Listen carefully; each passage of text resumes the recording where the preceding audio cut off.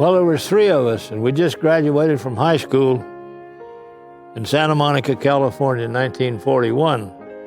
And there wasn't anything to do, so we decided we'd go in the service. Well, we tried to join the Navy, but one of the boys was colorblind and the Navy wouldn't take him. So we joined and we looked at the Army and we seen all these bombs and machine gun bullets and stuff, and that kind of intrigued us. So we decided we'd join that, and there was ordnance, and they sent us up here to Pendleton Field in 1941, three of us. Pendleton, Oregon, a remote Wild West town, contributed disproportionately to American success in World War II. In 1941, the U.S. Army Air Forces established Pendleton Field. Units once based there engaged in the first U.S. offensive action of the war against Japan and contributed to ending the global conflict. Bomber crews who would become the famous Doolittle Raiders trained at and operated from Pendleton Field. The B-29s, which dropped atomic bombs on Japan, were supported by a maintenance squadron formed at the base. The first African-American parachute unit, the Triple Nickels, helped develop smoke-jumping techniques from Pendleton Field. While thus promoting America's war effort, the base also deeply affected Pendleton and its people then and ever since.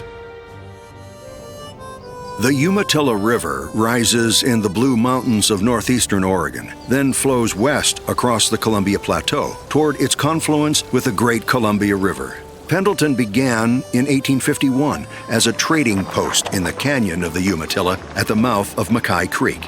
A few years later, the Umatilla Indian Reservation was established just east of the little settlement, above Wild Horse Creek. By 1881, Union Pacific tracks followed the canyon down out of the Blues through Pendleton, which became one of the leading wool, wheat, wood, and meat railheads in the world. By 1900, it was the fourth largest city in Oregon, boasting Pendleton Woolen Mills and the State Mental Hospital. The cowtown was also a regional commercial center and home to America's second oldest rodeo, the Roundup, staged by community volunteers on 4 September days since 1910. The Roundup was here, and boy, we got to go to our first Roundup in 1941. Of course, the Pendleton Field made arrangements with J.C. Penney's or somebody downtown. We could go down.